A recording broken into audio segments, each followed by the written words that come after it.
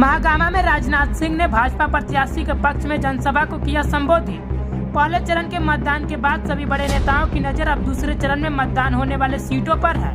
दूसरे चरण में कुल 38 विधानसभा सीटों पर मतदान होना है, जिसको लेकर सभी पार्टी के स्टार प्रचारकों का दौरा भी जारी है। आज गोड्डा के महागामा में भाजपा के स्टार प्रचारक व केंद्रीय रक्षा मंत्री राजनाथ सिंह ने भाजपा प्रत्याशी अशोक कुमार भगत के पक्ष में जनसभा को संबोधित किया।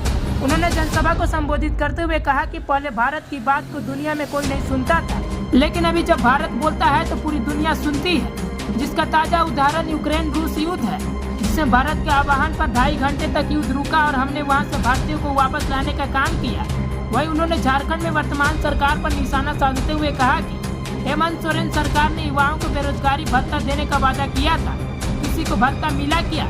साथ ही उन्होंने राहुल गांधी पर निशाना साधते हुए कहा कि राहुल गांधी जातीय जनगणना की बात करते हैं, पहले राहुल गांधी बताएं कि भारत में कितने जाति के लोग रहते हैं। साथ ही उन्होंने झारखंड में भाजपा की सरकार बनाने का अपील किया। माता की बहुत बहुत धन्यवाद। यहाँ के भारतीय जनता पार्टी के प्रत्याशी श्री अशोक कुमार जी, जिला अध्यक्ष श्री संजीव मिश्र, जिला महामंत्री श्री कृष्ण मुरारी चौबे, श्रीमती गीता देवी जिला परिषद सदस्य, श्रीमती कदमी देवी जिला परिषद सदस्य, और इस सभा में मौजूद मेरे सभी सम्मानित बहनों एवं भाइयों। वैसे झारखंड में तो अपने राजनीतिक जीवन में कई सार्वजनिक सभाओं को मैं संबोधित कर चुका हूं, लेकिन शायद ये पहला अवसर है जब आप सब लोगों के बीच यहां पर किसी सार्वजनिक सभा को संबोधित करने के लिए आप सबके सामने खड़ा हुआ। बहनों भाइयों, आप लोगों ने बहुत ही गर्मजोशी के साथ स्वागत किया है, लेकिन भारत की परंपरा है और शिष्टाचार का तकाजा है कि स्वागत और अभिनंदन और सलाम दुआ और जोहार कभी एकतरफा नहीं होना चाहिए।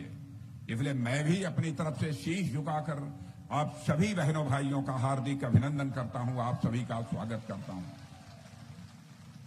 बहनों भाइयों, यदि आज आपके बीच में आया हूं तो अशोक कुमार के लिए वोट मांगने आया। अशोक कुमार को आप अच्छी तरह जानते हैं।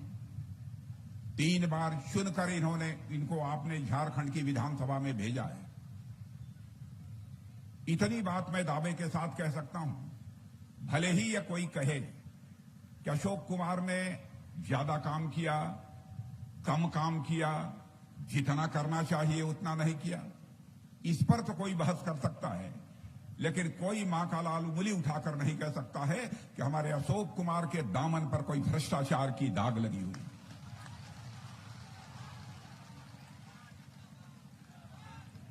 जिस राज्य के मुख्यमंत्री को जेल की हवा खानी पड़ती हो, जिस राज्य के मंत्रियों को जेल की हवा खानी पड़ती हो, जिस राज्य के मंत्रियों के निजी सचिव के पास करोड़ों करोड़ों रुपए मिलते हों, उस राज्य का विधायक यदि बेदाग यदि बना हुआ हो, बहनों भाइयों, तो इससे बड़ी बात और दूसरी क्या हो सकती है। और आज जिस दिन आप सब लोगों के बीच में आया हूं, आज कार्तिक पूर्णिमा है, देव दीपावली है, गुरु नानक जयंती है और धरती आबा भगवान बिरसा मुंडा की 150वीं जयंती भी है।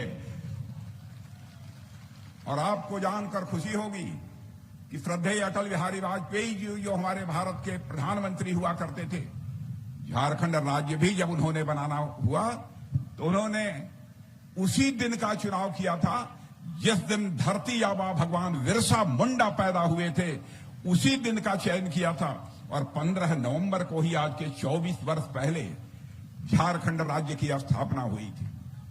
आदिवासी समाज के प्रति भी हमारे नेताओं का, हमारी पार्टी का कैसा सम्मान रहा है, यह बताने की जरूरत नहीं है।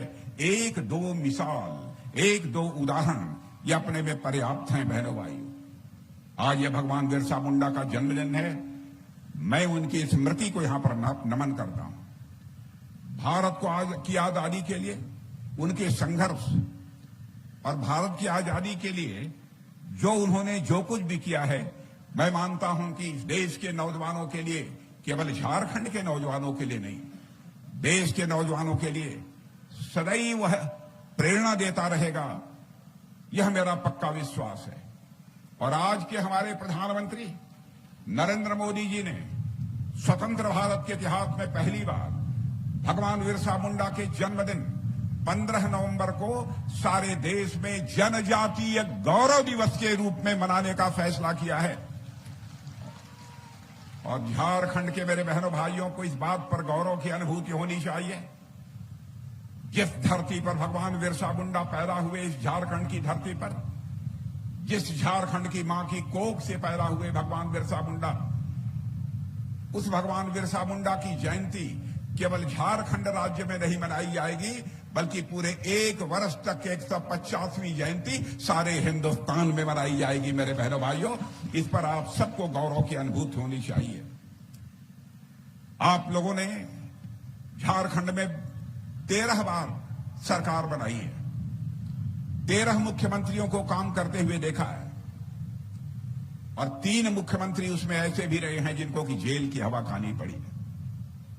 बहनों भाइयों, मैं कहना चाहता हूं, क्या कारण है दूसरी राजनीतिक पार्टियों के मुख्यमंत्रियों को भ्रष्टाचार के मामले में जेल की हवा खानी पड़ती है, लेकिन भारतीय जनता पार्टी के भी 3 मुख्यमंत्री रहे हैं, श्री बाबूलाल जी मरांडी, श्री रघुवर दास और हमारे अर्जुन मुंडा। मैं दावे के साथ कह सकता हूं बहनों भाइयों, विरोधी दल का भी कोई व्यक्ति क्यों न हो, उंगली उठाकर नहीं कह सकता कि हमारे तीनों मुख्यमंत्रियों के दामन पर कोई भ्रष्टाचार की दाग लगी हुई है।